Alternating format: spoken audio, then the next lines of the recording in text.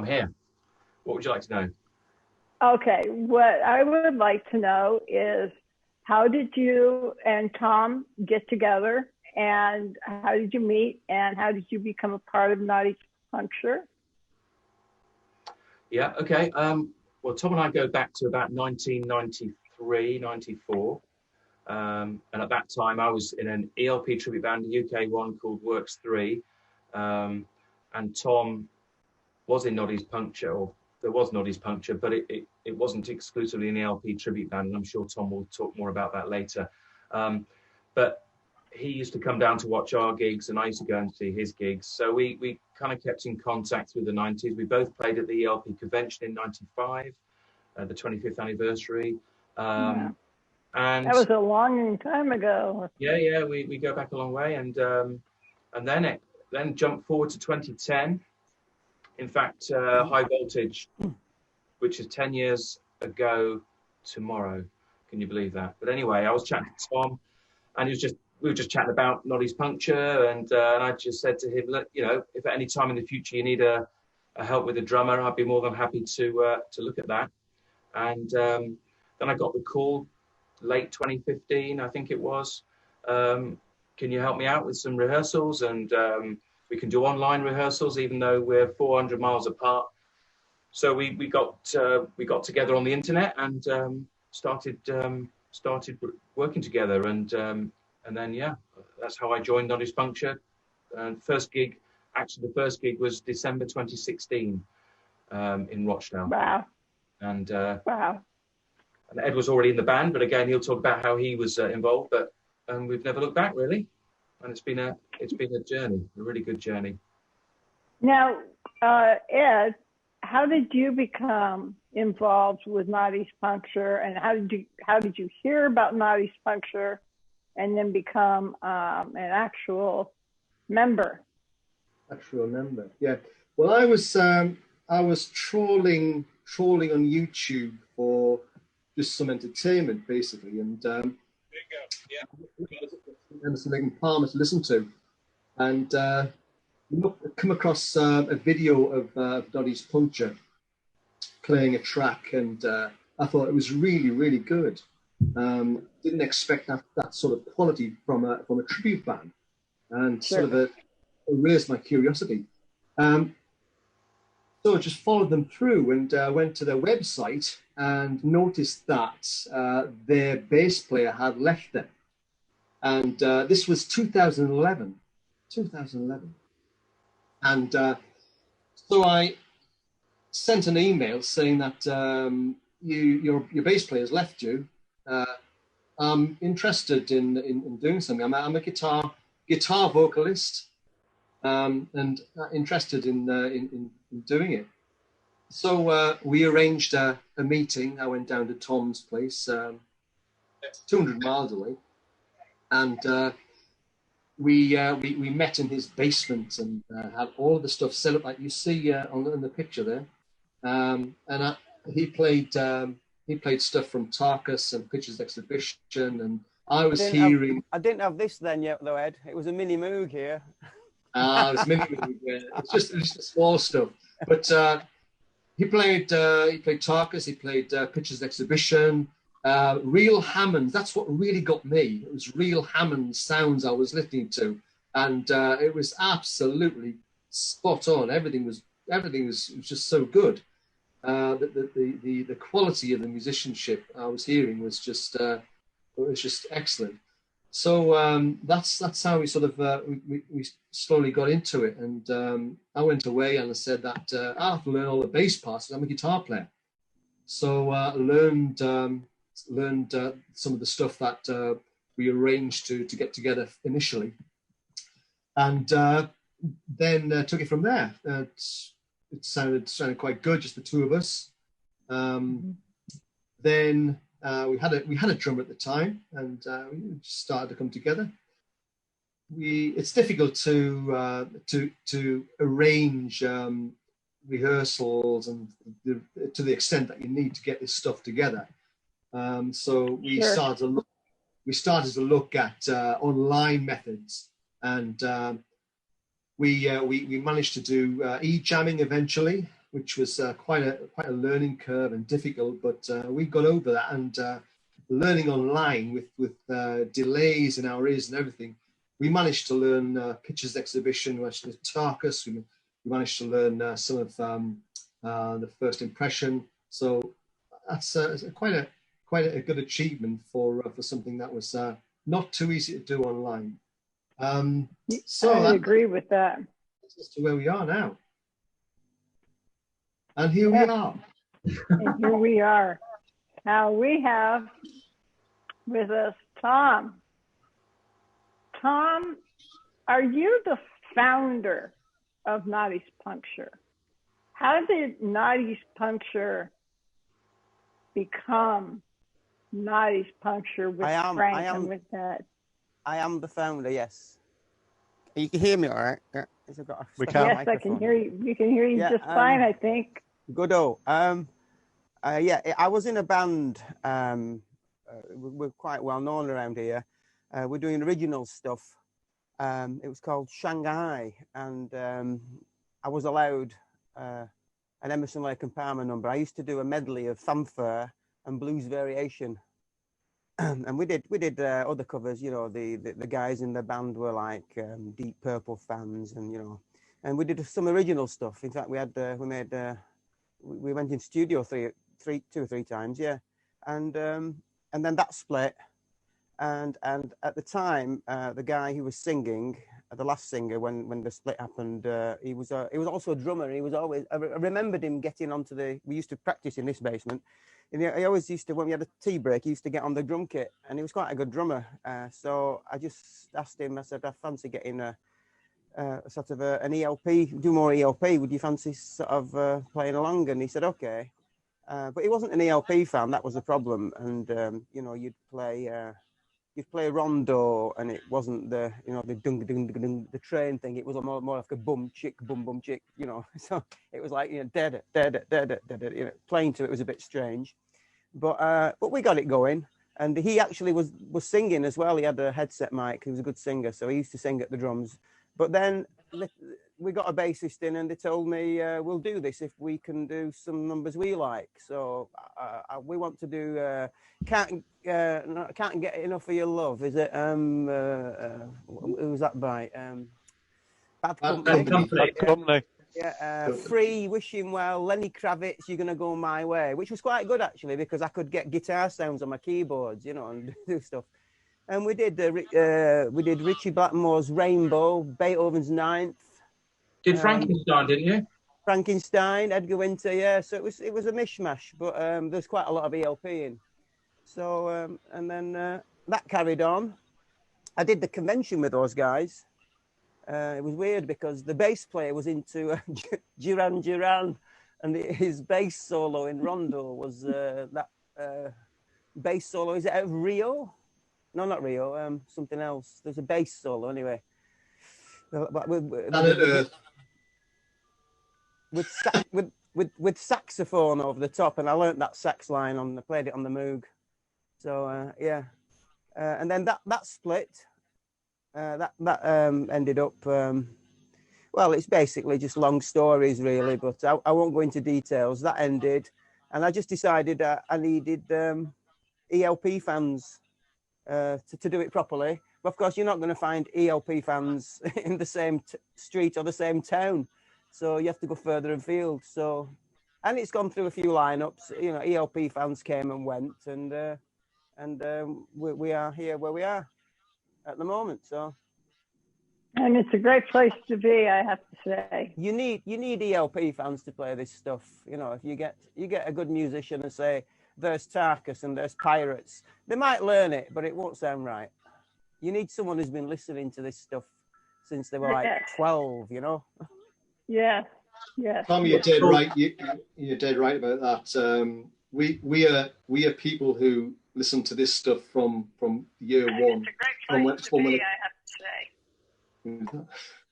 From when it was first released, and it just logs in your brain, and you know, you have that in your mind. You know the first impression. You know Tarkus, and you can relive it through your brain. And And when it comes to learning it, you know exactly what you're supposed to be trying to do. So someone who's not a fan, it must be so difficult to comprehend how to do it.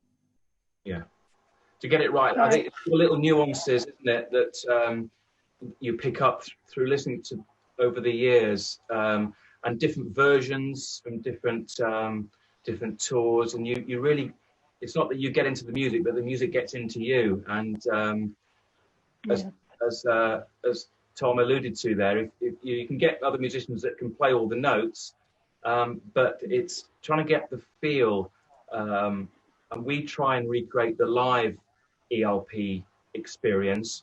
So we always refer to live versions when we're approaching a new piece, rather than the studio version, because very nice. Yeah, I could jump in there because, for example, like Frank said, the live versions. So we based our Tarkus on the Welcome Back My Friends version because obviously it's got that mega Moog solo in, Moog solo. So you've got to do it. But having said that, some of the organ solos, I like some licks in the studio version. So what I've tried to do is go into the studio version and then put a little bit of a live lick into it and alter it. But in doing so, you think, well, hang on a minute. As I go from one to the other, I'll just put one of my own licks in, something I've made up. So it's a big mishmash, but you tend to go, I like that bit from there, and I like that bit from there. So you get used to it. It sort of becomes the way you do it, you know. Yeah, it's a little part of you, yourself mixing right in there with what was played by ELP. Anyway, carry on, Frank, because I interrupted you there.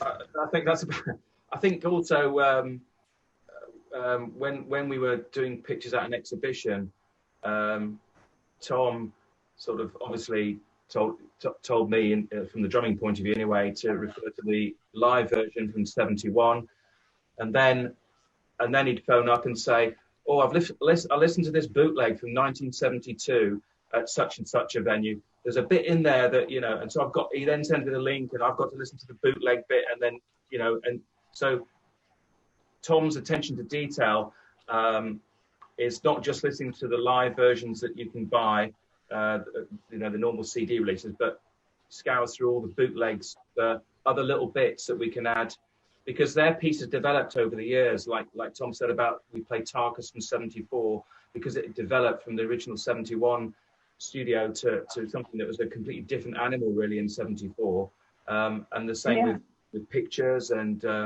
other pieces. So we tend to refer to different live recordings, both bootlegs and commercial releases. And Frank, on that note, talking about pictures, there is something that you do that Carl used to do with his violin bow.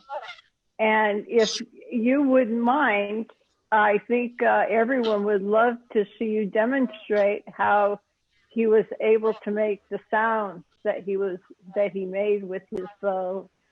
Yeah. So I'll just give you the story, because I just got a phone call from Tom, and he just said, "Frank, you've got to buy a violin bow." And I said, "What do you mean a violin bow? We're not playing Vivaldi's Four Seasons. We're playing ELP. You've got the wrong guy here." No. You need to listen to the Japanese bootleg from 1932, because, and forgive me, I can't remember. It's not the Hut of Baba Yaga, is it, Tom? It's the what part? It's it's during the bass bit where it goes wow, wow, wow. Yeah. So what Carl did, he got a violin. Carl used to play violin before drums. You know that when he was 11, he played violin, and he gets a violin bow, and he plays it on a cymbal, and he kind of gets some eerie sounds from it. I'll try and replicate some of them. Have you put your rosin on? Yes. I don't know if you can pick this up, but you'll sort of get. Yeah.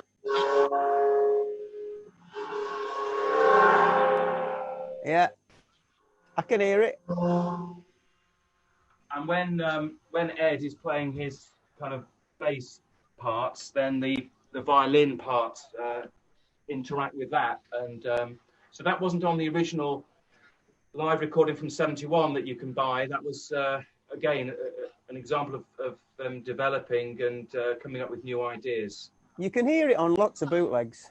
Yeah. From later on. If you watch our, we did a little collaboration thing, didn't we? Video, and we did pictures, and Frank got his violin bow just in time. Yeah, so yeah, that's right. That's excellent. Excellent. And you know, I think I'm going to take this opportunity to ask Dave to introduce himself, because I'm sure a lot of people are saying, Dave, how are you involved with Noddy's Puncture, and what is it that you do? Okay, so my sort of background is, right from school I was into ELP, buying all the albums when they came out, playing them until I practically wore out the records, listening to the whole thing. Got into bands playing myself as well, but not in Tom's league at all in playing. But 20 years ago, just before the turn of the century, Tom used to be quite active on a discussion group on the internet called ELP Disc. And from there, I saw about Noddy's Puncture doing gigs. Fortunately, I lived relatively close to Rochdale, and there was a gig up in Littleborough that I went to see. At the lake? Yep, just over 20 years ago, and went in, saw the gear on stage, heard them play, and was totally blown away. Version of Rondo I recognised as the Elegy version, with every scrape and distortion and twang accurate to the record. And it was superb. Went to see him as many times as I possibly could. And then just before Ed joined, I casually mentioned to Tom, if you ever need a pair of hands helping cart all that gear, I'm relatively local, so I'll give you a hand. And then said, so I can find my way around a mixing desk because I've done sound since 1979. And he sort of snatched my hand off. And then I've been involved ever since in one form or another. And I need the help even more now, don't I? Yeah, so when it's 2 o'clock in the morning and it's dark and it's raining and we're unloading a van into Tom's garage and the trailer, carrying the stuff down into the cellar, etc., then that's what I owe it to. But like you say, it saves on gym membership. It saves on gym membership, and obviously anybody looking at me will realise the vast improvement it's made to my physique. But no, it's brilliant, absolutely brilliant. You hear every note close to. You see how the pieces were put together. There's nothing like watching it being played in front of your very eyes. So I feel in a privileged position because I've always loved the music, and these are a great bunch of guys. Tom, well, they've all become really good friends. But like I say, Tom I've known like over 20 years now. So that's how I got in. Yeah, it seems like all of you have had a lot of time, a lot of years together. And that's very impressive. Yeah, I mean, when you're an ELP fan, Frank, when you're an ELP fan, you sort of, it's a love, it's a labour of love, and you want to do the best that you can in the band, and it takes a long time to get it together. It does. You can't join a band and just be in it for 6 months. Not ELP, and that's why. Yeah. I think ELP fans are like a family as well.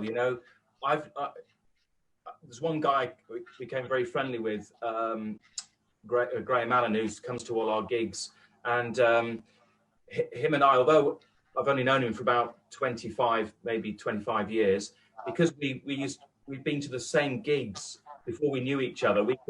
it almost was as if that we knew each other for a lot longer, because we could talk about gigs that we'd both been to separately, not known that we'd known each other. And I think ELP fans, you don't have to have known an ELP fan for a long time, but you feel that you've known them forever, because you know the music takes you back to when you were younger, and you all have that connection, not just collectively but individually as well. Sure, absolutely. And you know what? I think at this time, Tom, I'd love to see you demonstrate something. Oh, are we at that bit now? That wonderful system, because I know that I am very anxious to hear something from you. Okay, I've been thinking of demonstration things. I do synthesizer demonstrations. I take this into synth meets, you know. So I do a little bit of demonstrating and do some talking as well. Yeah, quite used to it. So, can you all hear me? I can. There we go.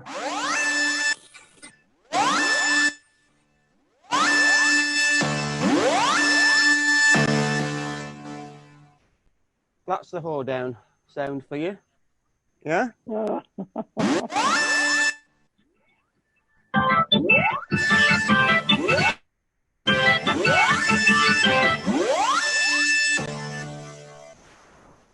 the hoedown sound is very, very difficult to achieve. Basically, your oscillators need to be in tune. There's no room for beating. By beating, I mean, if I turn these off, if you've got...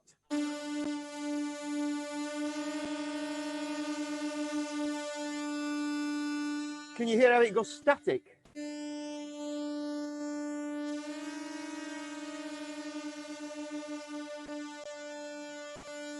The movement stops. You need to set each bank up so that the movement stops. Otherwise, it can sound totally out. And there's a sustain. Without the sustain, which you actually turn off during the solo, because you do the middle solo, which isn't that sound. You have to turn that off, but then you need to bring it back in again at the end. Now, you know, there's the bit where it goes.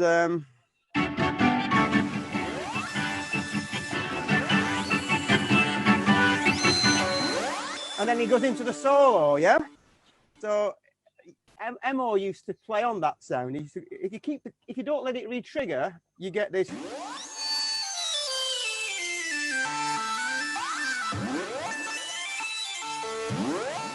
And he used to do that before he went into the solo.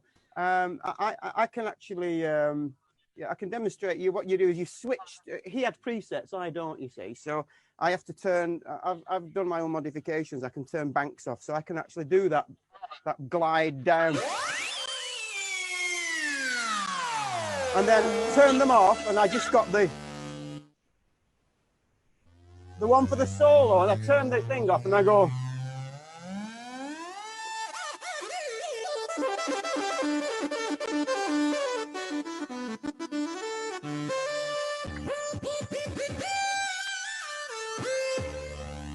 But then you come back into it, you turn that up again, so it carries on sustaining, and you do this.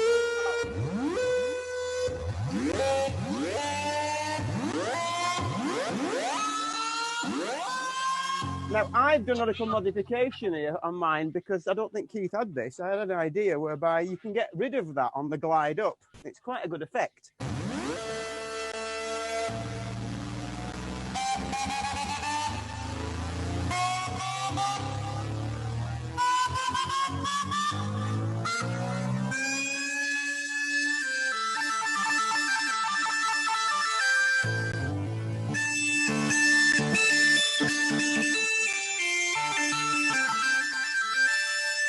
You can actually do all sorts of things that I actually don't do live. I should do really, but you stick to the same solo, but you can actually do things like...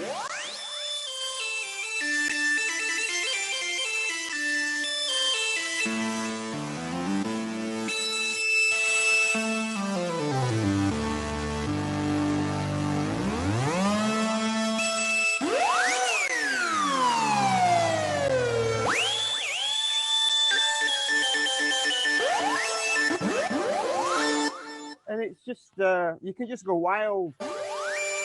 And then when you're ready, you're back.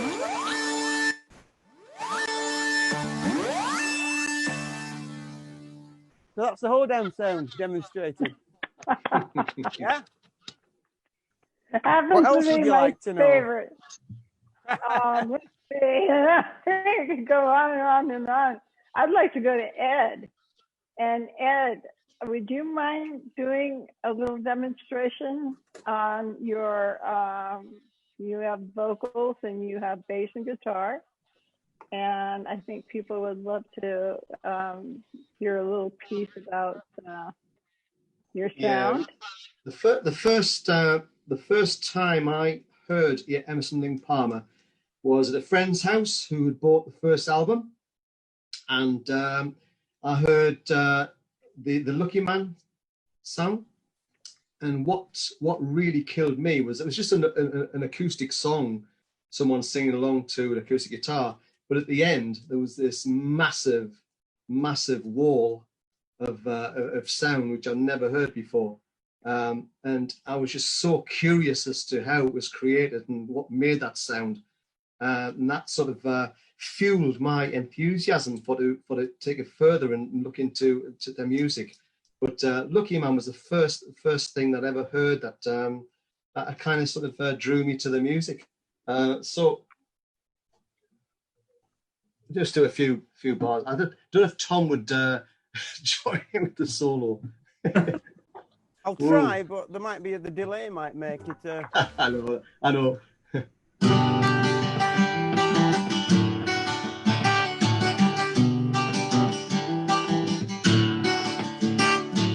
He had white horses in his white skull, all dressed in satin, waiting by the door. Ooh, what a lucky man he was.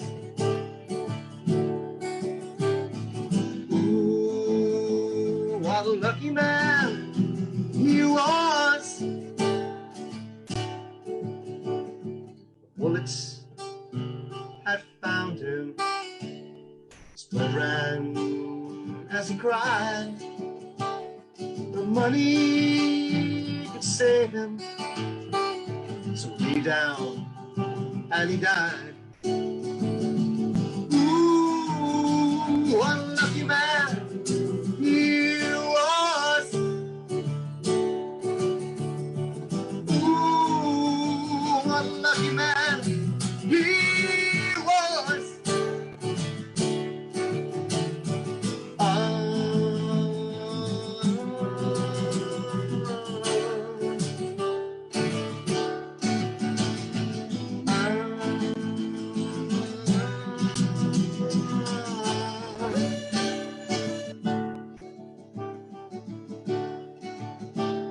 I don't know. Are we in time?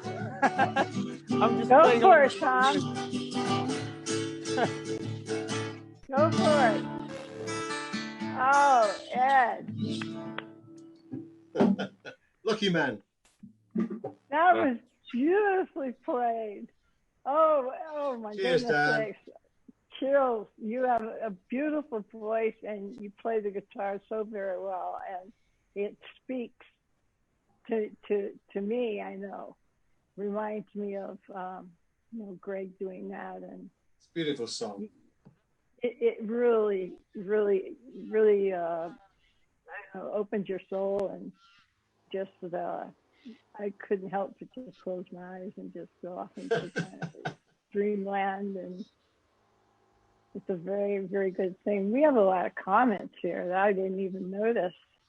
Let's see. Let me see. What do we have here?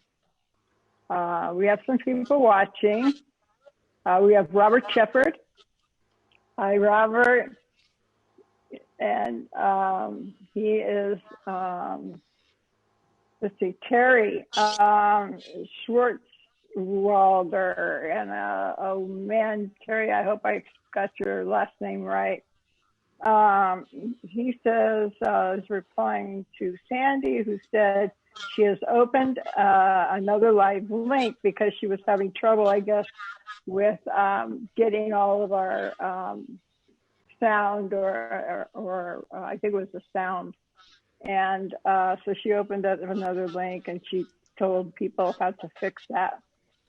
So let me see. Adam Fenton is watching.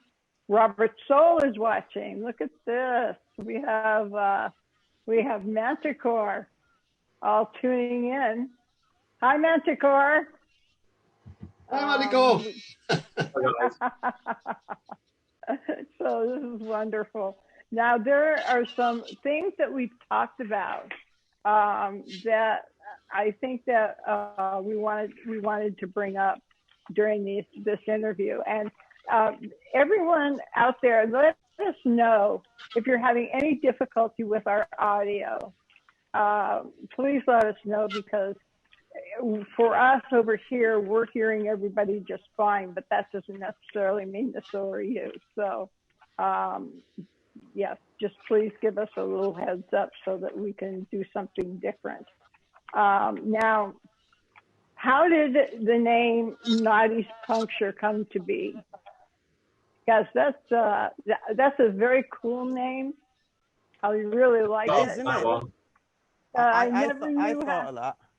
You thought of that, Tom. Yeah. Okay, explain, Yeah. Tom. Well, well, of course, Carl had a Noddy on his kick drum. We all know that, don't we? I don't. You do. It was holding a big banner saying Carl Palmer. It was a present to him when he was in Atomic Rooster, and apparently it was quite rude because it had something drawn on it. And of course, Carl was making it like, you know, television appearances and stuff. So they had to airbrush the appendage out that was on. So then, of course, I think somebody bought him the skin for his birthday or something. I seem to remember the story. And then of course, with the LP, he just had that skin on, and for how long? I don't know, maybe 6 months. Yeah, because in '71 he got the carcass on his Carcass one, yeah. So it was a relatively short time, really. So I just wanted to get Noddy on the kick drum. That's all it was to do with. And I thought, well, we'll get Noddy on the kick drum, but then we can't call the band Noddy, because everyone will think we're a Slade tribute or something, you know. So I had an Enid Blyton book, because I've always been a Noddy fan anyway, and I noticed he had a little car. So I had this idea. I thought, we'll stick him in his car, because Carl's got him on his kick drum holding this banner saying Carl.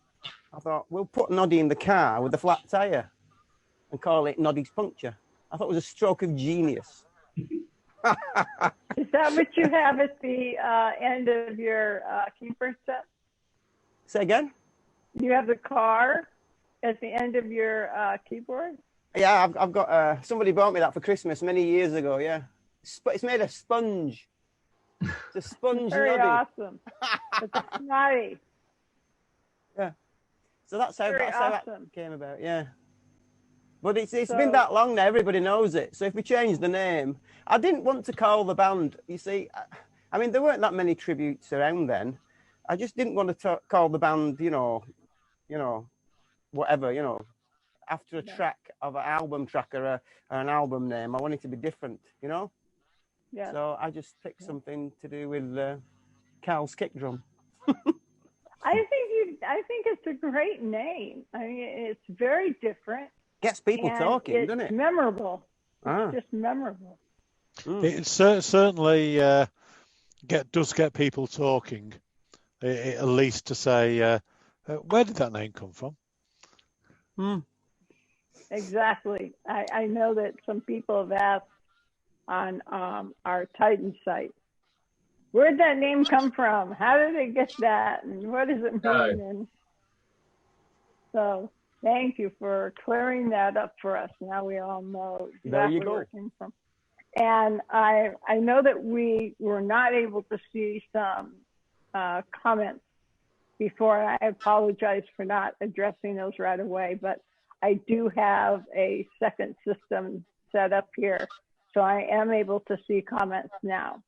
And so please share your questions and whatnot, because I am able to observe those right here in front of me. Moving along, Tom, let's see, your relationship with Keith is, of course, a conversation that so many of us want to know even more about. How did you and Keith, how did you meet? What brought the two of you together in the first place? I basically went down to his house, knocked on the door and said, "Are you coming for a beer?" You did not. I did, but he wasn't in. Were you promptly shown the door? He was being best man at Jim Davidson's wedding number, whatever. Oh no! That was 8th wedding, wasn't it? Basically, what happened? There was no internet then. There were some fanzines, and we're talking 1980, just after E.L. Powell. Basically, Greg was gigging, and I went to Greg's gig in Manchester. And I went during the day, and I started chatting to the guys who were setting up and stuff. It was the Manchester University you missed.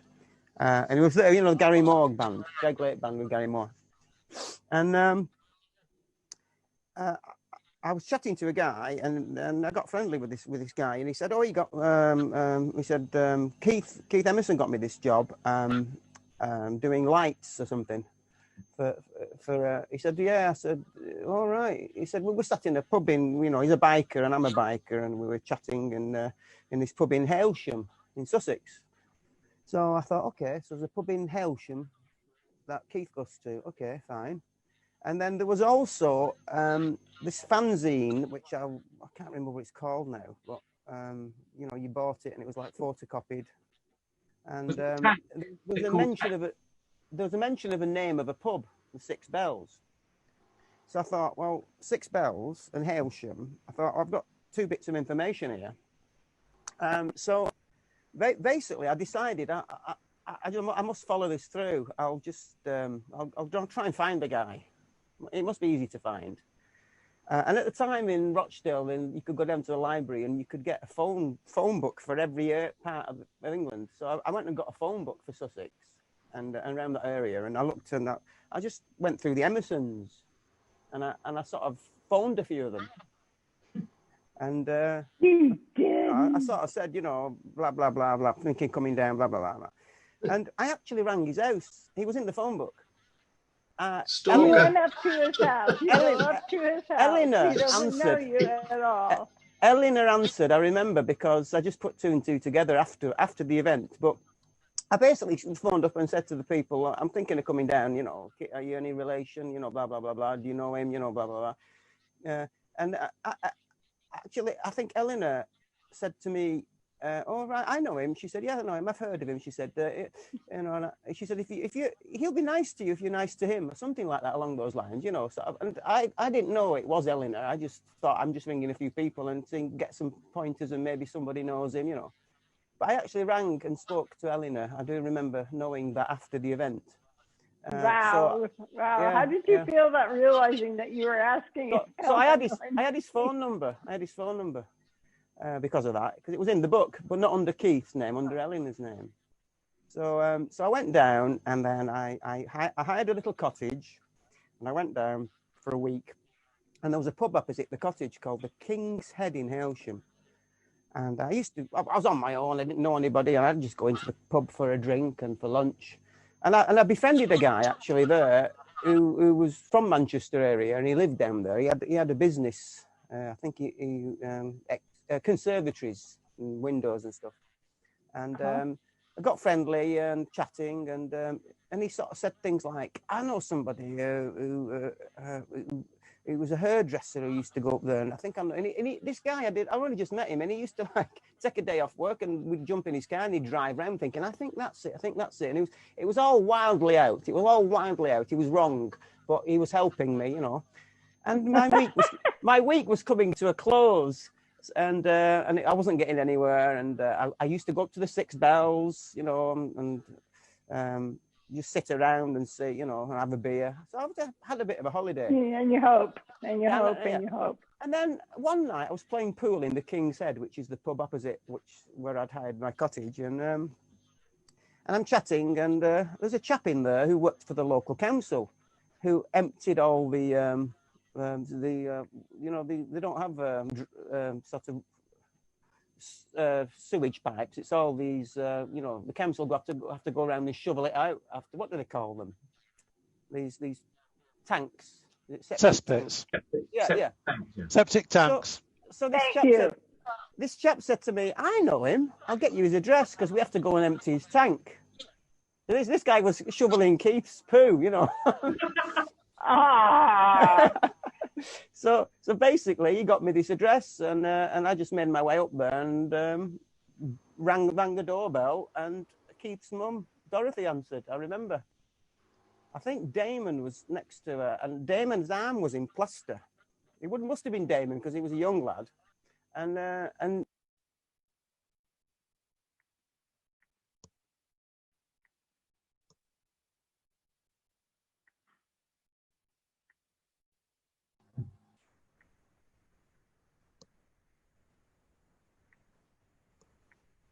Tom's muted for some reason. Tom, I think you've accidentally muted yourself. Yeah.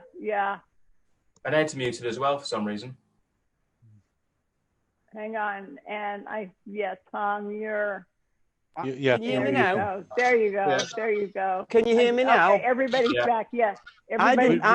We'd got as far as there was young lad Damon was there. Yeah, Damon was at the door, and he was sort of like, you know, just behind his granny, and Dorothy was talking to me, and I remember his arm was in plaster. So she said he's not in. He's at Jim Davidson's wedding, and he'll be back tomorrow. I said, okay, I'll come back tomorrow then. And she said, okay, I'll tell him you called. So I came back the next evening, and I think this was a Thursday. And I'm walking between the gate and the house, and I could hear tyres behind me, so I stopped, and it was Keith in a Volvo estate. So basically, he gets out of the car, and he was behind the door, you know, what do you want, sort of thing. So I just said, well, I'm sorry, I'm Tom, and I had some cassettes with me and some photographs, you know. You're not crazy. You're not a crazy person. I'd taken some photographs of Greg at UMIS because we got on the coach. Remember I was telling you the lighting guy at the Greg's gig, and I had some, and he had a look, and he said, he didn't know me from Adam, and he'd never met me before. And I said, I play keyboards, and here's some tape of my original stuff with this band I'd been in, and he said, do you know where the Six Bells is? I said, yeah. He said, well, I'll see you there. I'll see you there tomorrow lunch. I'll see you there tomorrow lunchtime. So the next day, and we sat there for about 2 or 3 hours. I remember he had a streaming cold, and we ate lunch, and he drank.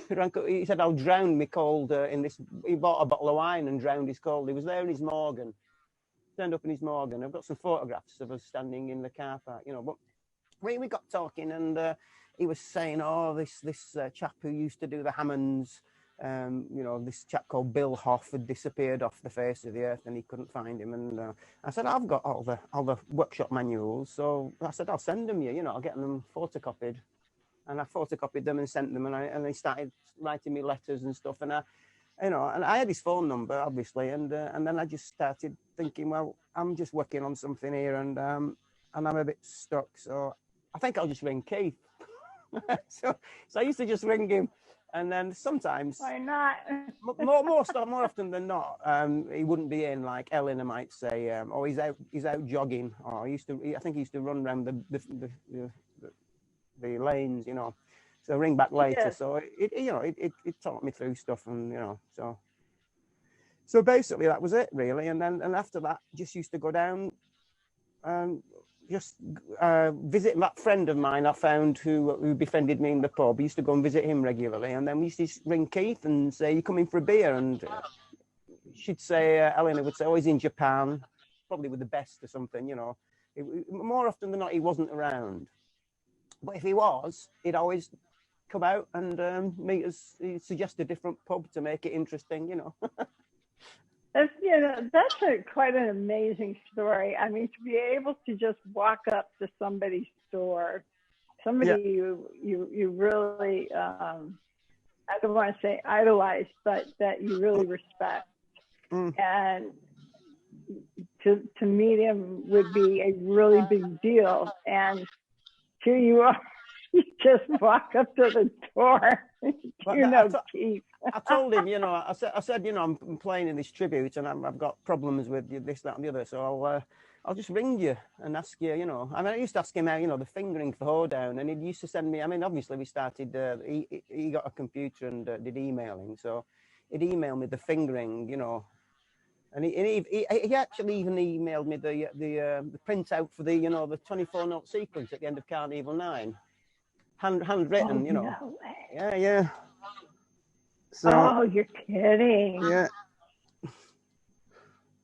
Oh, another favorite. Then I used to go down there and we'd meet in a pub and he'd have Lee Jackson with him. So then I got friendly with Lee. And Lee calls me the ever-present Tom Zackley. Tom just turns up at places. He's ever-present. Lee, at the gig in the Trading Boundaries that Noddy's Puncture played, and Lee Jackson guested with them and did a bit of a speech at the beginning and introduction. Sorry. One of the tales that he told was the first time that he met Tom. And that was Lee was at Keith's house, and there's this strange figure at the bottom of the garden at the gate trying to get in. And Lee said to Keith, "Who's that? Let me in." Yeah, and Keith said to Lee, "Oh, that's okay. That's my stalker." Yeah. Well, actually, went round to Keith's once, and Aaron answered the door, and I was with a friend of mine. We'd gone down to the area, and Aaron answered the door and said, "Oh, Dad's out shopping." He said he said you'd turn up. He says come in and wait. So Keith and Ellen went into Keith's house. Yeah. We were there all afternoon, and then it was just before Black Moon. He had the two piano pieces close to home and Blade of Grass, and he took us to his music corner. He had these big tannoy speakers, I remember, you know, the fireplace and all the, you know, DAC player and all that, and he played the two piano pieces, and he said to me, "Which one do you reckon I should put on the album?" So I don't know, I can't remember which one I said, but he did ask me. Yeah. I hope it was the correct one. Yeah, so. Oh my goodness sakes. Oh, and then I was playing the score. That takes a lot of guts. I was playing the score on his piano baby grand there. I can't remember what mate. It's a 4-letter name, and he said that's a piano he said, I think he said his piano I learned on. It wasn't an upright. It was a baby grand. But I was playing the score, and he said, "Oh, you're playing it wrong." He said. I said, "Oh, right." And he said, "Just hang on a second." He disappeared, and he'd ripped a piece of sheet music out of a book, and he came back, and he said, "I'll write it on." He said, "You don't mind me writing it on the back of this?" Was it what was that track they played with the best? Was it a John Entwistle track? Is it a Who track? Was it Boris Spider? Was it Boris the Spider, or was it something called Too Late? Was it Too Late the Hero? I'll have to go and dig it out. But he said to me, "You don't mind on the back of this?" I said, No, carry on. So he just basically wrote out the intro to the score there and then for me on the piano, and he was like playing it, and so he wrote it out. So he did things like that for me, you know. Really nice. It's incredible. That's really an incredible story. It really is. Because I don't know a whole lot of people that would say, gee, I'm in front of Carl Palmer's house. I'd like to meet him. Let me just go ring the doorbell. And of course, Noddy's Puncture started playing because I got friendly with the Six Bells landlord then. And he used to say, oh, come down and play. So it was a case of like, well, we need to do 2 nights to make it worth the trip because it's a long way and you have to bring all the gear and we have to stay somewhere. So we started, because they didn't pay that much. People wanted to play at their place, you know, so they didn't pay a lot of money. And then Aaron started coming seeing us. So then Eleanor came to see us and Lee Jackson used to come and see us. And Aaron was in bands and all these bands used to come and see us. All these band members. So we sort of, like, over the years, just got, you know, I got friendly with Aaron. And I think it was 94. We were playing at the Six Bells and Aaron had been there and his bandmates were there. And we were packing away and Aaron said, it's an open house if you want to come. We're having a party. He said, Mum and Dad are away. So, basically, we packed the van. Party.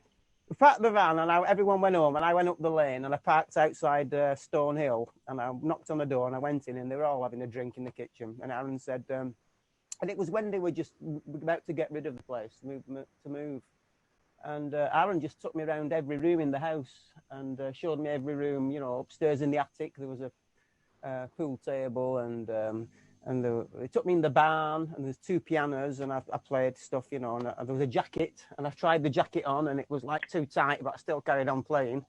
And then there was a Goff Hammond, I remember this, I've still got it, a Goff Hammond organ, like a shiny jacket. And Aaron said, oh, you can have that. So I took it. It was on top of the piano in the barn. So I took it and I came home and all that. And I thought, oh, damn.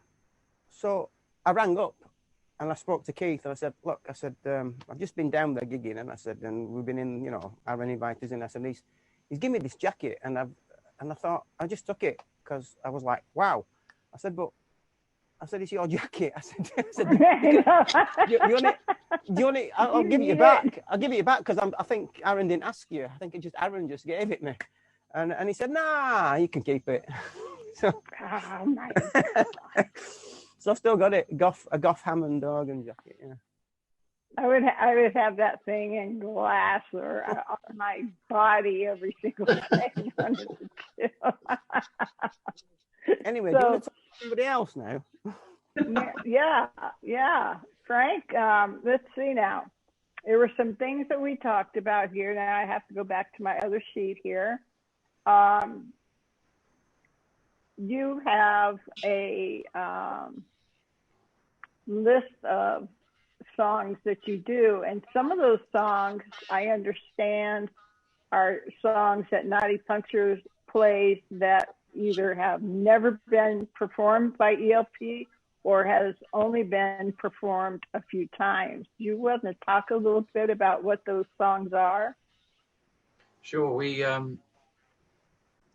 play trilogies, one track that ELP probably only played 3 or 4 times maybe, because back in the early 70s, 72 when they were doing it, they couldn't replicate all the various sounds.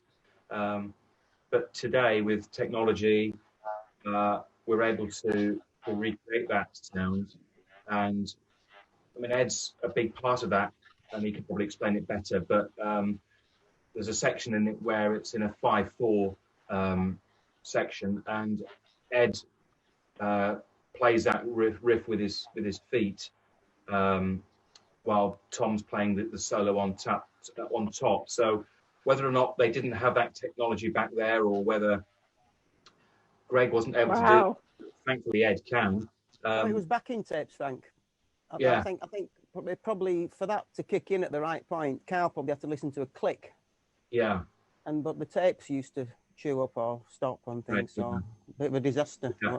So it was a disaster, but Ed can replicate that with the bass pedals, so we're able to perform that one. Living Sin's another one. I don't know why LP didn't play that one live anyway. I think it was just it's a song that never came on their radar, perhaps to replicate live, but we certainly do that one, which we do enjoy doing. and then we played Toccata, which ELP only played on one tour, the Brain and Salad Surgery 73-74 tour, and we play that, and we replicate that. I mean, maybe Tom can demonstrate some of the sounds. Actually, that is a good demo for the Moog, yeah. Yeah, and we create Carl's percussion solo in there, so do the tints, the tubular bells.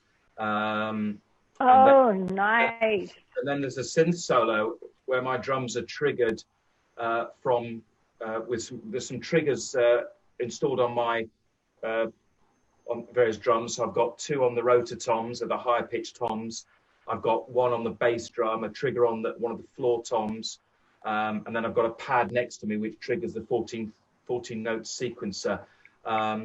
So I haven't got the drums set up for that because Tom's got the drums down there, but the sound. Yeah, I kind of built all that, didn't I, Frank? Yeah. Sort of, what we've got is a Roland drum pad, which you can actually program sounds into, but you can actually convert each pad to a MIDI trigger, which then my Alesis keyboards, I can burn samples to cards.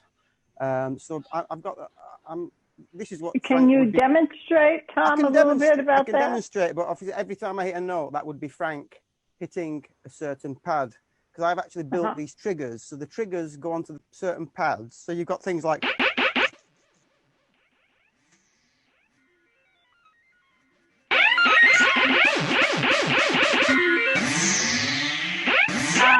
Oh, that's it.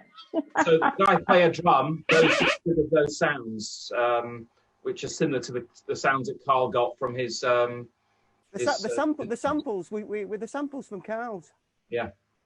Well, that one is anyway. I'm not going to tell you how we got it.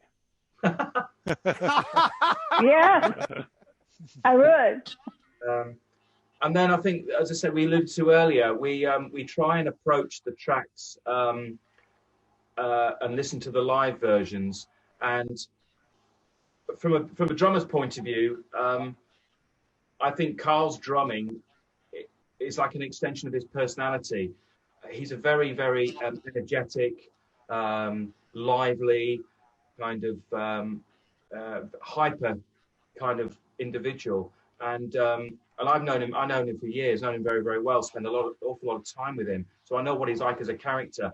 And I think that comes out in his drumming. You know, his drumming is always on the edge. It's kind of fast and it's pushing all the time. And I think from a drummer's point of view, what I try and do is kind of imagine or get into his head how he approaches the songs. And I mean, I was listening to a bootleg the other day, Madison Square Garden, one of the 3 gigs they did in '77, and I listened to Carnival 9, Impression 1, Part 2, and it was so fast, as fast as I've ever heard it. And on that night, Carl must have been drinking loads of coffee or something. Because I remember John Wetton famously said that Carl makes coffee nervous, and he raced away with it. And that's the thing with Carl's drumming. It's not a steady in the pocket metronomic kind of style of drumming. He's very organic, and he goes with how he's almost feeling on the night. And sometimes he follows Keith, and they're both, kind of really pushing it. And that's what, again, we have been criticised for sometimes playing the pieces too fast. But that's because we're trying to get in the heads of well, I am anyway, in the head of Carl, and they're really pushing. And you've only got to listen to some of these bootlegs, and they really are flying with the tempos. And that was the exciting thing about their live performances. They weren't sterile and metronomic and kind of plodding along. They were really, really pushing. And that's what we try as best we can to emulate the live feel, rather than trying to copy the studio versions. And playing them to something like a click track, because I don't think ELP pieces would work with a click track. They're more organic, and they breathe and they push. And depending on the night, some are taken a little bit faster than if you saw them 3 successive nights, you'd see them played potentially at 3 different tempos, because it's an extension of how they are feeling. That's what we try and recreate, I think. Can I jump in there? Go on then, Tommy. Yeah. You're in. You know what Frank was saying. I mean, at the moment we're working on third impression, which I'm just learning. But I think Ed suggested we do this one, and I said okay. But if we do it, I said I want to do it in the live key, which ELP did it, because obviously they transposed it, didn't they, down? And I said, and I want to do the Cal Jam version, so I don't want to do the organ solo, which everybody knows off the, you know, I mean, ELP, Keith did that organ solo. I mean, the Cal Jam one, just a totally different organ solo. So basically, that's the way I've learned it, and I've been practicing it. And it's same with Pirates as well. You know, people sort of, years ago I saw, I can't remember who did it now, but, you know, emulating the orchestral and stuff. I just wanted to emulate the GX1. So I did that, approached it that way with Pirates as well. Just Pirates alone, if you don't mind my jumping in. I could demo those sounds for you if you want, the GX1 sounds. Oh, yes, please. But before that, Frank was talking about Toccata, and I wanted to. Yes. I wanted to show you that because there's a thing about there's lots of these little switches that I've built myself, which come into play. Yeah.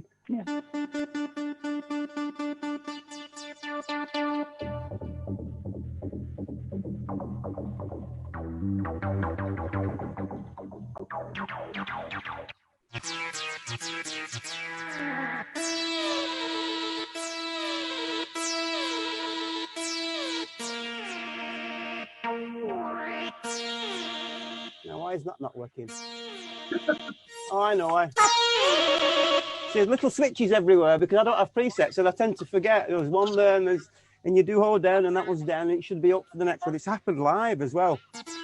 But then there's this one oscillator goes down, so go from there. So and there's a delay.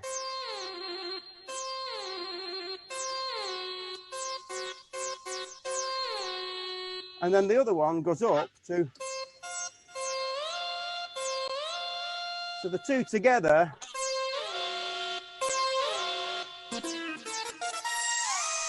And then of course you give it a little bit of modulation. And then of course you want that ring modulation. So I've built a little circuit with a switch here. So you go.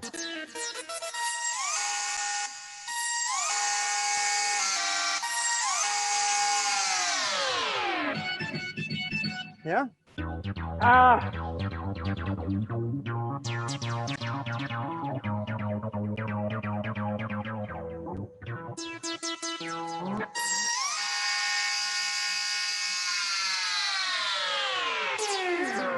Yeah. Things like that. Just like all these little boxes like I've built with switches everywhere. And you've got to remember on the gig, right? That one's on, that one's off, that one's on, and that's all for different numbers. It's just like so much. That's crazy. I don't know how, Tom, you keep it up because I don't know. I noticed that you're constantly switching gears and changing knobs, and you're back on the keys and you're kind of going back and forth. For Toccata, you get rid of that. You see, you get rid of that sort of you get rid of the you know, the actual. You get rid of that and you get the filtering. You get the filtering to play.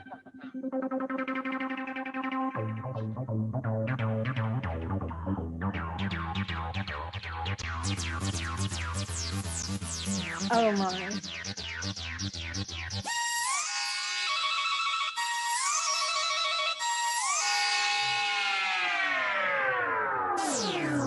And later on, you get rid of it and you go.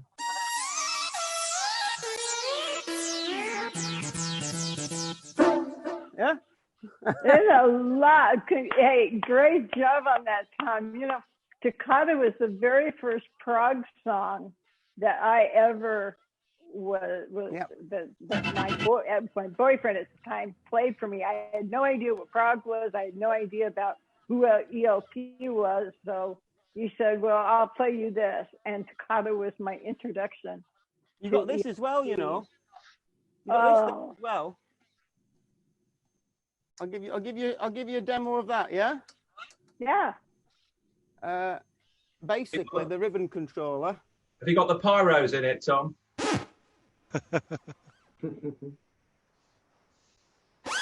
What Keith did was he got a drone going. So you get an oscillator and you take it off the keyboard, off the ribbon controller. So you got a.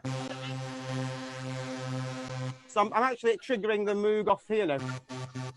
When I touch the ribbon. But then it'll just play whichever note you last hit.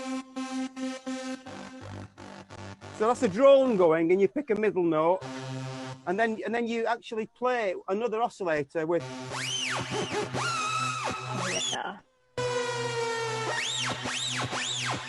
And then to do the machine gun thing, I didn't want to ruin mine, so I put screwed a little wire there. And if you lick your finger, and you. Ah, very nice.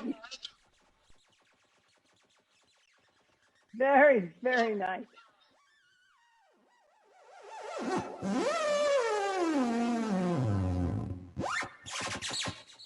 See?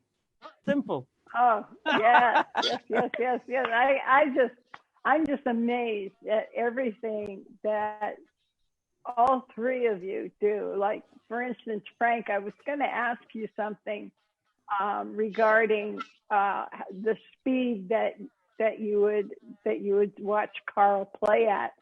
And the one question that came to my mind that you'll be able to answer, I think, is I had heard that Keith and Carl, or Keith would start to challenge Carl on how fast Carl could play. And Keith would sometimes play a little faster than, say, they practiced or what have you. And then it was this kind of game thing of Carl watching Keith and watching for that moment when he plays, and it was like a contest to keep up. Is that true, or is that just a story? There could be elements of that. I mean, if you listen to the Welcome Back album, the live album, I mean, Keith dictates, particularly in Hoedown, he'll dictate the tempo with the swoop, which I know Tom dictates the tempo of the track with the swoop at the beginning. And also, if you listen to Carcass, they don't have the build-up, the voices. Keith just counts it in 1, 2, 1, 2, 3, 4, and Carl's got to go with that, you know. So, you know, they did take the tempos at an incredible pace. But then, if you watch in the 90s, 92 onwards, they kind of laid it back a little bit and let the music breathe a bit more. But I think there was definitely in the 70s.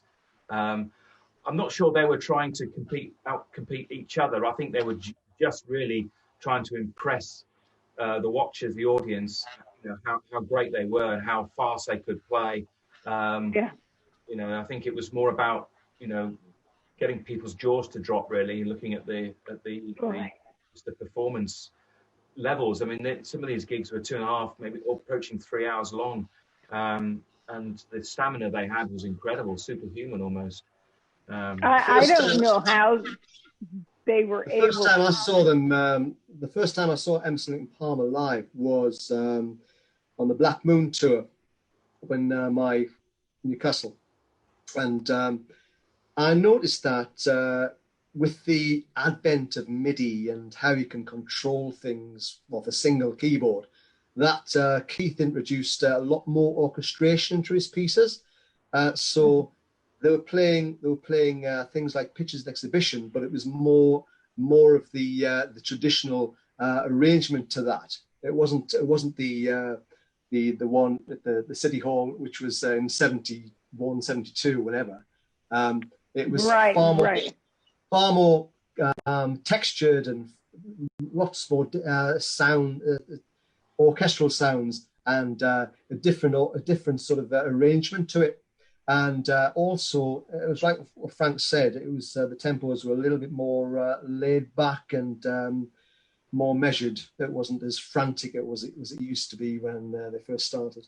Also, Ed, on the Black Moon tour, Keith had Will Alexander off stage changing all the patches for him. Mm. So Really? yeah. He had, setting all the patches up and stuff.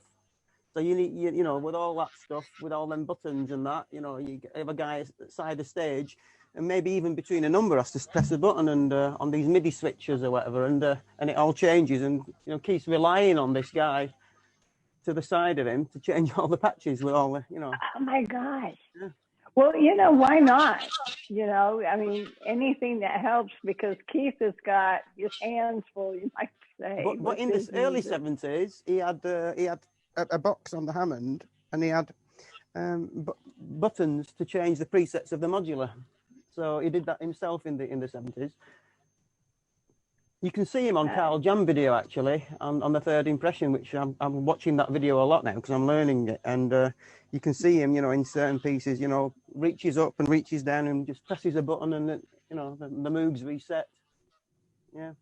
That, it's interesting because people don't think about what goes on behind the scenes. What help they're getting, who's watching what.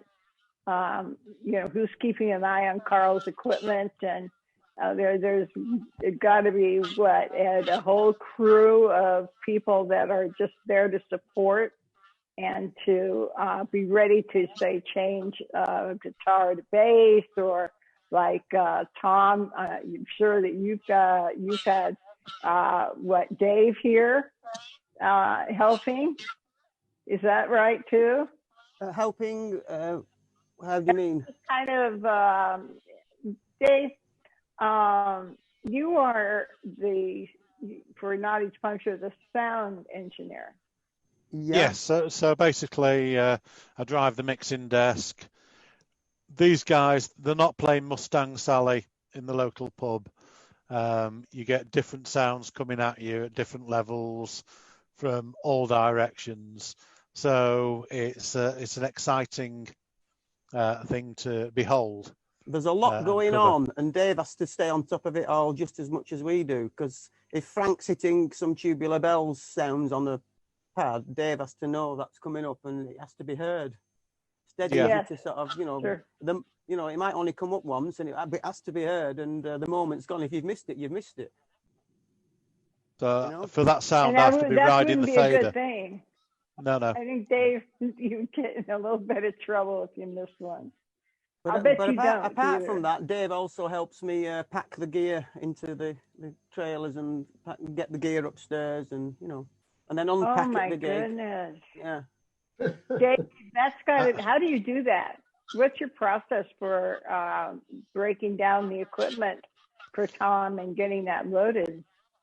Tom has a great deal of ingenuity about how everything packs away within itself. The ribbon controller lives within the top cabinet on the Moog for traveling around. Yeah, that goes inside the back.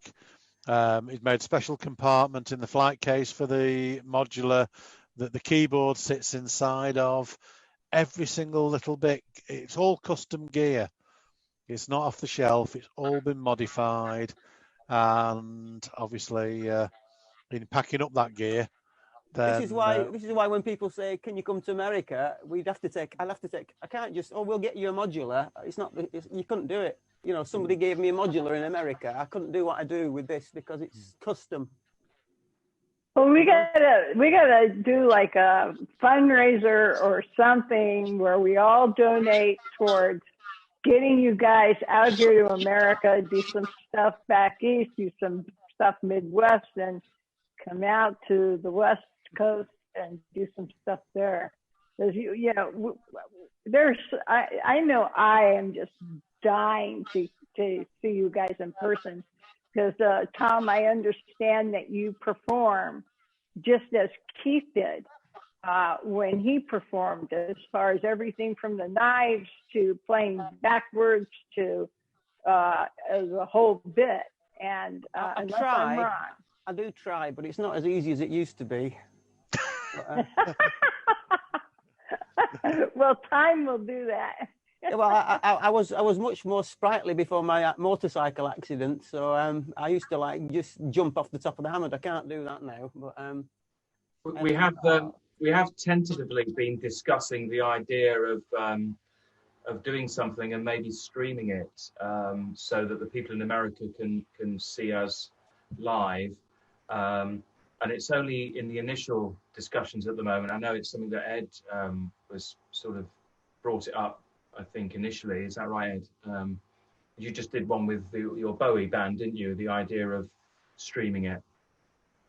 Yeah, it just seems maybe a way to get our sound heard by fans in America and other parts of the world, because the logistics of getting something like this across the Atlantic is just horrendously it's just too much. Yeah, it's just, you know, the actual weight of the equipment and what have you. You'd have to have replicas abroad, which, as Tom said, you can't replicate what he's actually created himself. No, So we can't. just thought that maybe a live stream performance is the way forward. I mean, we've been in lockdown for months now, and lots of bands are doing this, doing the live stream performance, and I just thought that maybe it's a way to let the people in other countries see the band live, you know. But we'll see how it goes. I'm sure there's a lot of us that would love to see. I've had a thought on that, and we've not actually discussed it as a band. So this is the first time the guys are hearing that. This live streaming of a gig is a good idea, but obviously you need to get together to do the gig. Yeah, and I understand that you guys are not quite next door to each other. No, we're not. We're hundreds of miles Explain apart. how you guys do this. How do you guys do your rehearsals? And well, we basically have a program which we can all link up to, and I've got a central server which I'm hiring, which we log into, and basically we get just a few. I think I'm down to about 34 milliseconds delay. Did you see the pictures at an exhibition we did recently? Yes. Yeah. Now beautifully done. Beautifully done. I was going to talk to you about that a little bit. That was Ed's idea to do something, and basically I analysed what other people do, and what other people do is when they do collaborating, they get a track recorded and get it recorded as well as they can, and then basically video themselves playing along to it, or maybe miming or whatever, I don't know. Sync it all up, and then that's the collaboration, that's the video. And I said, well, for a start, what we'd have to do is either record the bits ourselves, and I mean, as far as recording, I'm still on reel-to-reel 1/4-inch tape and an old Atari ST for sequencing, so I don't do this computer recording. I know Frank doesn't, so our only option would be to go into a studio. Well, with the lockdown, we couldn't even do that. So I had the idea. I said, guys, why don't we just video ourselves as we're doing this online rehearsing? I said, I'll just record my headphone feed. We'll see what it's like. There's the odd glitch and pop and fart, but if it's all right. So we just did it one night. We spent a few hours and went through stuff a few times, and then I synced it all up. And I think rather than do a gig like a performance, this is my idea, and we've got to discuss it yet, but we would basically need to meet up. Everybody comes to wherever. We have to hire a place. Then we need a camera crew, and then of course mixing it for Dave. It would be like when you're playing in a hall, you're hearing the PA. Well, if you're going to stream it, everything needs to be mic'd. It'd be a mixing nightmare, really. I'm just thinking, why don't we do what we did before and link Zoom up with our rehearsals, we could actually sort of say to people, look, we're rehearsing and we'll be going through Pirates 3 times, or people don't like Pirates sometimes. They say, oh, I preferred ELP Keith with the Hammond and the Moog. Well, then they don't have to tune in that week, you know. They can wait till we do. Yeah. But we could have people... Pirates is quite a number to even learn how to sing. Ed, the changes in the tempo is just unbelievable. You try to learn how to sing that song, and that is not easy. And it's not easy to play for Tom and for Ed and for Frank. It's a difficult song. It's a beautiful song. Ed, I think you were talking about how it's really a story that you have to learn. Yeah, it's the lyrics are huge. I mean, it takes a long time to actually learn the lyrics without learning to pitch and sing the lyrics, and then having to put that to Greg Lake's bass lines. It is quite a challenge. It really is. It's sort of like doing that. Yeah. No, that's exactly right. I mean, I've been actually trying to memorize the lyrics, and because I love certain parts, you know, where Greg changes his tempo to go very, very fast. Bones and Beaches, and you know, so on. Landlord Wine. Can I just say that Ed doesn't have an auto cue at all, so the lyrics to not only parts but the entire repertoire is in his head. So fair dues. I mean, geez, complicated enough, and yet Ed, you got it right up here. That's what you got to do. You got to learn things. It's no good if you try to have cue cards and read the lyrics in front of you. It would be instantly noticeable, and people would see that, and you would not be able to perform. It needs to be in there. It needs to sort of be automatically played, and yes. You need to. It's not just playing. It's not just singing. It's actually performing as well. And yes. entertaining people who are watching the band. And I think it goes back to what Ed was saying earlier, that because we've listened to the music for years and years and years, it's just in there. And I'm sure that's the same for all of us in terms of learning and remembering the pieces. It's just something that's just always will be in there. I think it's also describes the quality of your songs that you do play, that because you have them so memorized, and you've obviously been fans of their music and each one of the members themselves, that you just it comes out in the performance, in the videos that I have seen. I'm really impressed with the quality of each one of you. You definitely have my hats off to you, all of you, for taking that time to memorize those things, and so that they do look like the true performance, and you're not looking at as just like cue cards and things like that. And Tom, you've got to have a real challenge too there with Pirates and with pictures.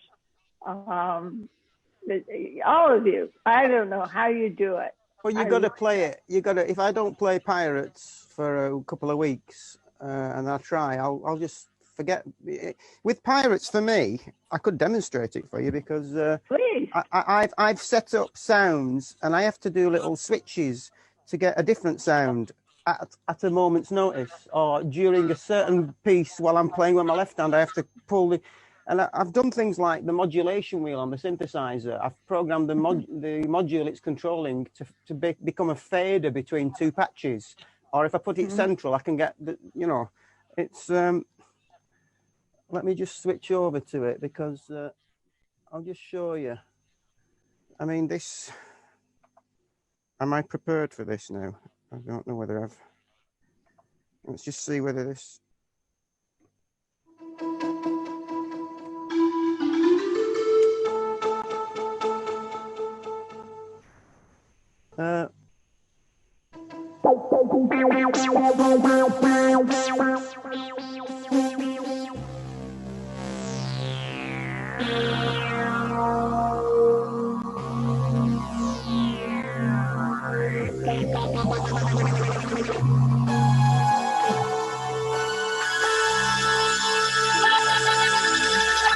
Well, that's basically the, you know, the...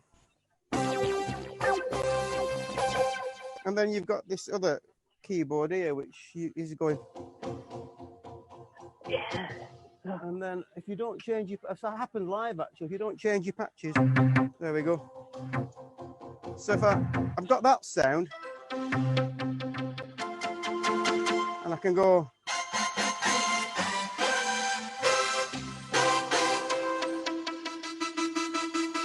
And then you got that. And there's different switches. There's actually on the lower keyboard, there's 2 buttons. It's an Ensoniq, and you can actually change mute and unmute oscillators, but they're momentary switches, so you have to keep your fingers on them. Of course, I can't do that, so I've actually took the keyboard apart and I've put a toggle switch across them, so I can actually make it permanent. So it, you know, very nice. Yeah. So. And then, of course, I've had to modify this keyboard to get this aftertouch.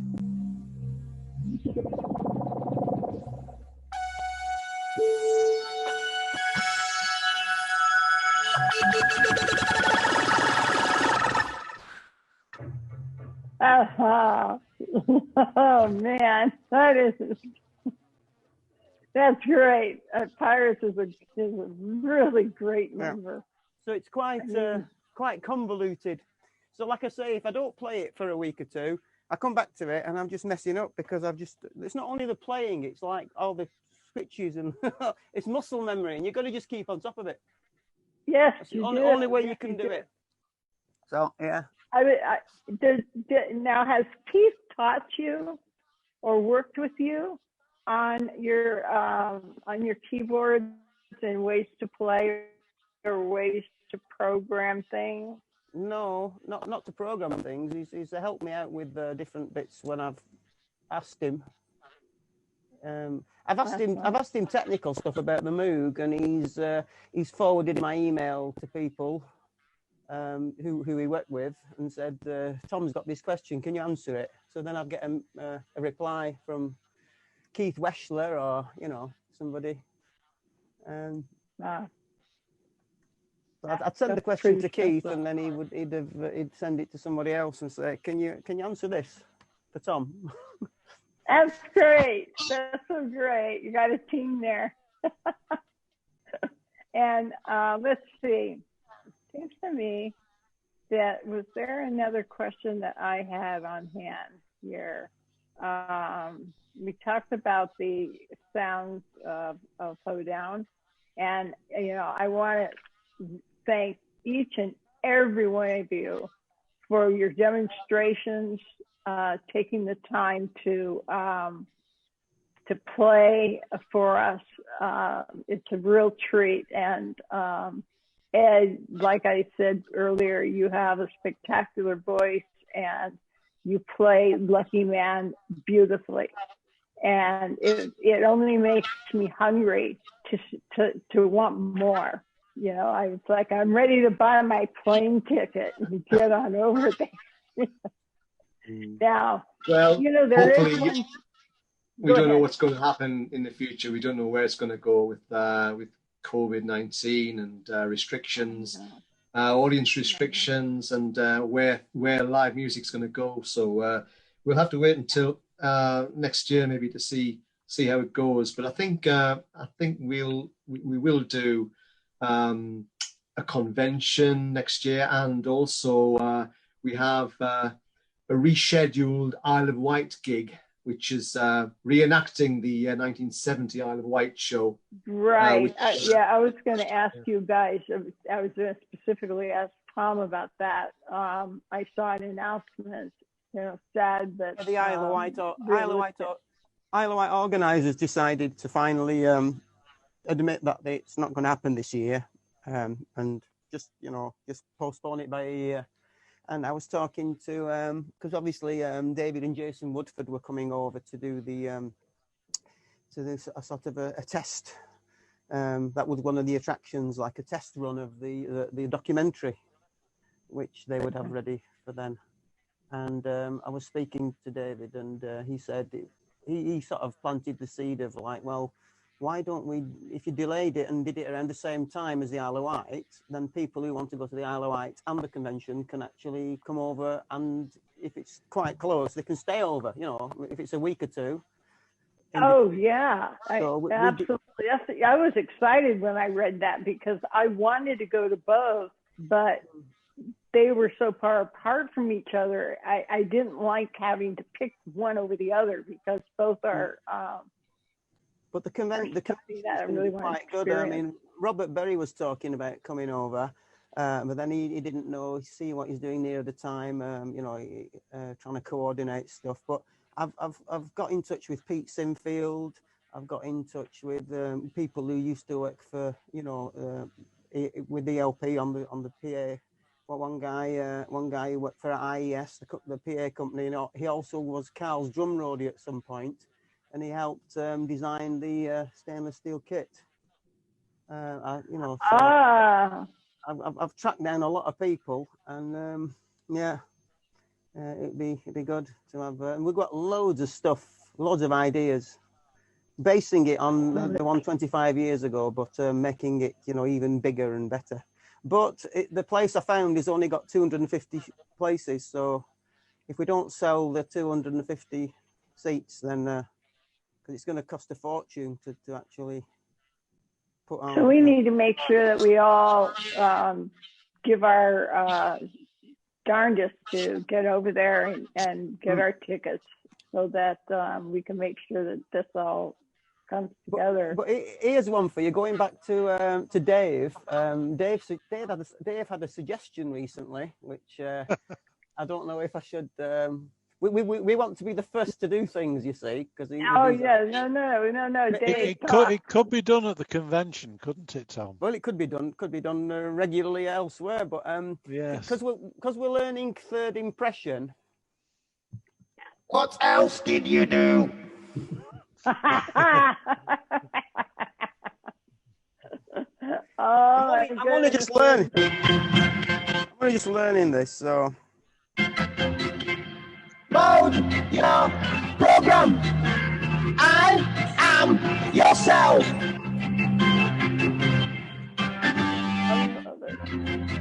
Load your.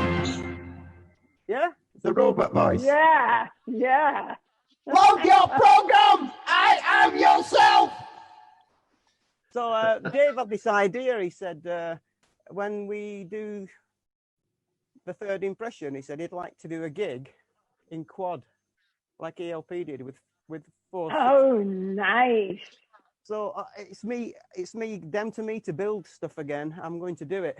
We're going to do a quad PA and have the sequence going round. So yeah, that. Tom, you build it and I'll carry it. Yeah. Yeah, but we decided we're going to do a quad. Yeah. Oh, that's going to sound so good. Oh, that's going to sound wonderful. My problem is I can't talk and play. So if I'm playing, I can't speak. So it throws me. I would think not. I don't know how anybody does that. You sit there and talk and play at the same time. I mean, keyboards, you have your feet going. You've got, your left and right hands going in different directions, and you're thinking about the buttons you have to push. And I don't know. Listen to some bootlegs. If you listen to some bootlegs of Keith going off on one in solos, he sometimes does this kind of thing.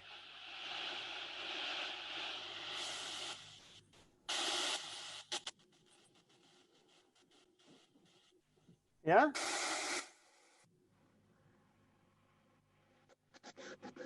Sometimes he gets the Morse code going with the fixed filter bank with the wind. That's great. Yeah. Yeah, yeah. Yeah. You guys are going to sound great. Things like that, little bits of, you know, in the middle of his solos, he used to just go into something, you know, different noises. Yeah. Little things Well, like Keith's that. really. And of course, you know, when Ed's singing in Tarkus and he's doing, you know, Confusion will be my epitaph, yeah? And I do the old,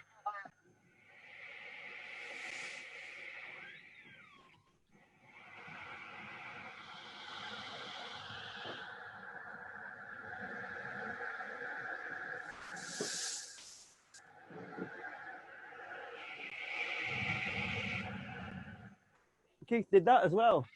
Yeah. Oh, Yeah. man. Little things like that. I can recognize a lot of those sounds. Yeah. It's the attention to detail that's the thing, isn't it? It really Little is. nuances, yeah. Things that you don't think about, you know, when you think about the whole song, but when you break it down, like what Tom's doing, it's recognizable. And there's also, you know, the end of Carnival 9 First Impression, when there's that big glide up. Yes. Yeah? You know, the old... I'm waiting, you know, I'm waiting for you to get to Carnival 9 and do a little, you know. You know?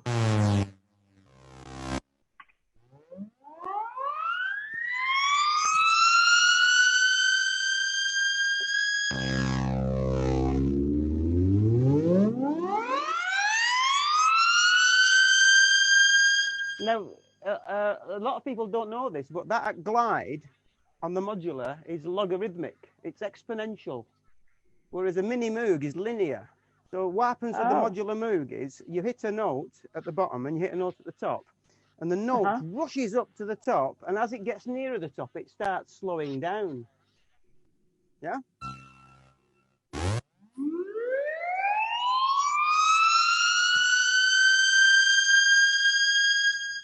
Now, that's what you need at the end of Carnival 9. A mini Moog linear portamento won't cut it. Yeah? I love it. Are you going to play for... Keith used to do is put it through the reverb.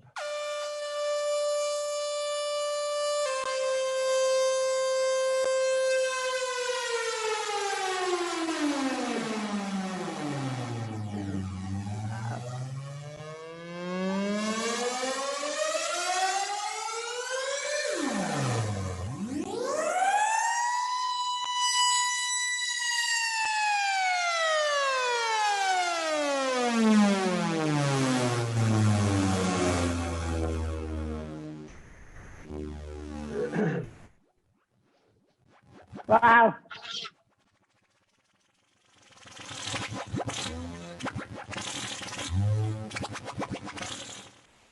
Things like that, yeah?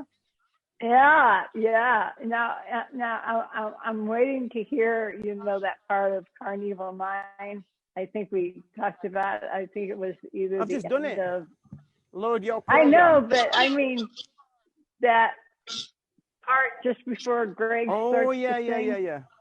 Yeah. That's the one. That's it.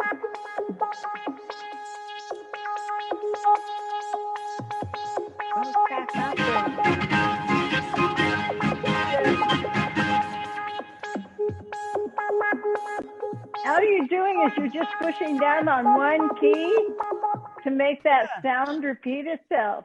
Yeah, I have a foot pedal. And it carries on until I take my foot off. Look at that.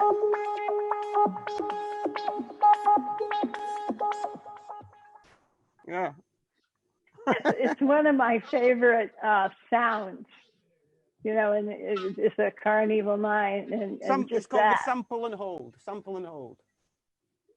Oh, in fact, speaking of that now, at the end of pictures, you know, we do pictures, there's a cracking effect where you've got I'll get the mini moog on the sample and hold, and then I can go.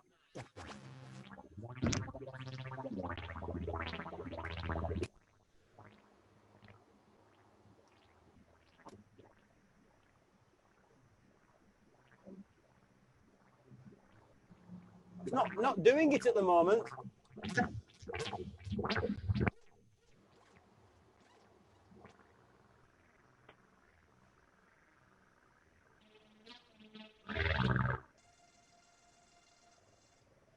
Needs setting, but it's not.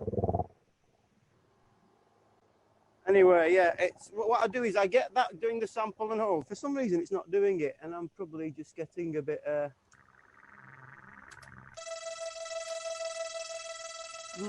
Weird.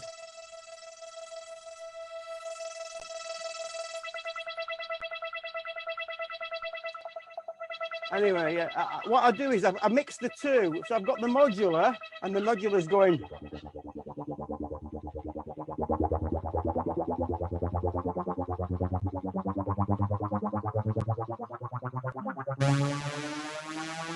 I get the two going together.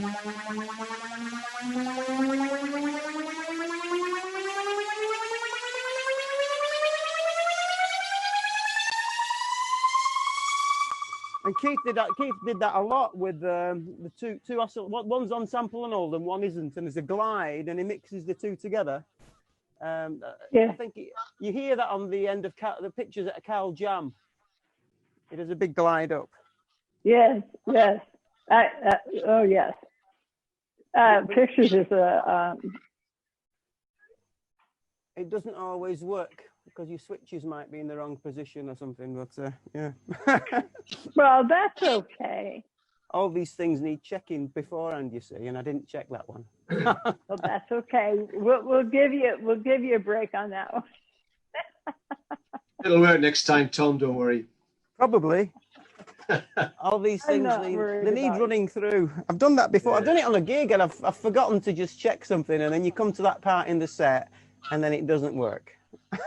What can you do? I mean, stuff happens. Yeah. These are the bits where Ed improvises in between numbers live and tells an amusing tale, whilst Tom tweaks the sounds out of the Moog until he gets the nod, and then off they go again. Oh, that's great. Yeah, you got to keep it going. There's nothing. I remember when I first got the modular and the hoedown sound, and there was just one switch, and it was, and I was overlooking it, and that thing in front of the audience when they're all waiting, and it felt like 10, 20 minutes. It must have been about a minute or two. It's just a horrible feeling when it doesn't work, Yeah. That's presets. Presets for you. No presets here. Yeah, no presets here, no. No presets here. All has to be dialed in manually just before you go. Yeah. You must have, how long does it take you to set everything up prior to a show? Good few hours. I would think. Like a whole day? Well, if we do one of our own gigs where I'm taking my PA system, obviously it needs a full day. If it's a venue where they have their own PA, you just got to get this lot, but it still, needs setting up, and everything needs checking. I mean, I could do with like a pilot's checklist, a pre-flight checklist. Yeah. Check the Takata pitch. Check that thing. That just didn't work now. Because it could be could be a cable I've forgotten to put in. Never know, right? I'm sure Dave gets very busy too with a lot of that. Probably between all three of you. Dave, that's got to be complicated for you too, taking care of the sound and helping out with little technical things here and there between Frank and making sure his drum kit is perfectly tuned and in the exact place that Frank needs everything to be. And Fortunately, Frank can tune his own drum kit because I would be completely lost on that one. no. But the job, seriously, the job is looking out for what could possibly go wrong, what people need, if they can hear themselves, if there's anything that can be done. Are there any cables in the way of the revolving rostrum? Yeah. Yeah. Looking ahead for how one can support, really. It's a fast-moving feast. I remember one gig when I don't know if you're in charge of pyrotechnics, but I think one gig the pyrotechnic went off and it went all over Ed, and I think it went all over. No. What happened there, Frank, was Ed's got a fan to keep cool. And the pyrotechnic went off, and it was an old pyrotechnic, which was a bit out of date because I use out of date ones. I don't eat out of date food, but I use out of date pyrotechnics. You know, the use by date had gone. So what happens is like they sort of burn a bit blacker, and there was like soot, and the fan caught the soot, and Ed was sweating, and the soot just hit him on the head, and he had all these black marks all over him.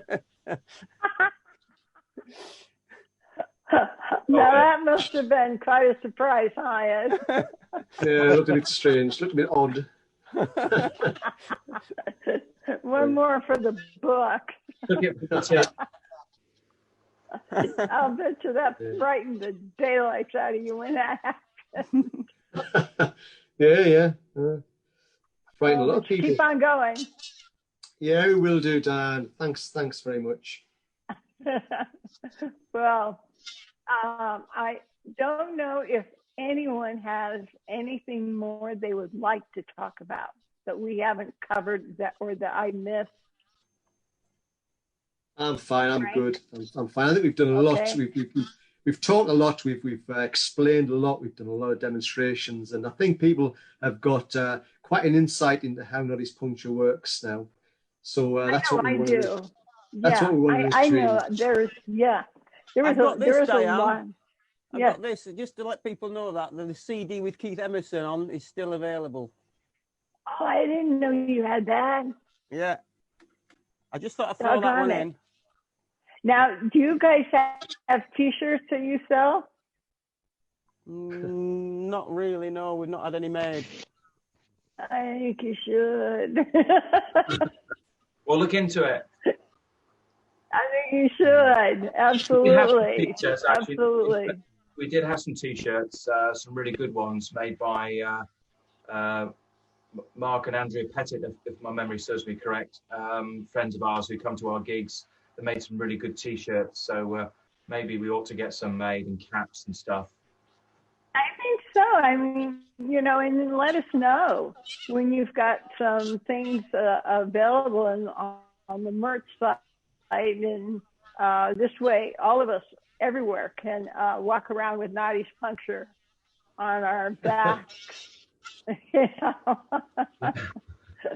But, on the front. I know I'd be wearing mine proudly. I think that would be a great idea. That'd be great. You guys need to do that. You really should, because there's a lot of people that would love to have one. But now, Tom, is there anything that we left out with you that you haven't covered yet that you feel that you want to still talk about? I think we covered everything, really. Yeah, I think, except your Moog shirt. Your Moog shirt. I've done a lot of demoing the Moog and stuff, so yeah, I think. And your shirt, I love your shirt. Look at the gold on that, and your Moog. Very nice. Yeah. Very nice. It says it all. And let's see. And Frank, anything we missed? No, I think, as Ed said, we've given hopefully everyone an insight into who we are, what we're about, how we go about things. I mean, if there is something we've missed, we can keep it back for the next time, maybe. So we don't want to give it all away in one go. So I think that's a great idea, because we definitely have to do this again. And in closing, I want to say on behalf of the Emerson, Lake and Palmer Titans of Prague site, all the members that were anxious to view this interview, to learn about Noddy's Puncture and to gain more information as to how you all work together. We all are humbly thanking you for taking this time for us, and we appreciate this, and we do hope that we can get you back in and talk some more about upcoming stuff. Dyanne, thank you for arranging this interview as well, because obviously it's quite a challenge to pull something like this together. So well done, and thank you. Thank you very much. And Dave, I want to thank you especially for being our special guest today as well. This was a real treat. And Tom and Frank and Ed, just your playing for us is just giving me chills. I just know that everyone appreciated that. That was like a little surprise that turned out to be really, really great, really great. So Thanks. I want Thanks very much, Dad. Thank you. Thank you, Thank Dyanne. you. Thank you. Thank Thanks, you. Dyanne. Thank you, truly. And we will talk again. And this was Backstage Pass. And we will see you hopefully soon. And take care. And we'll say so long. Bye. Bye. Bye. Bye-bye.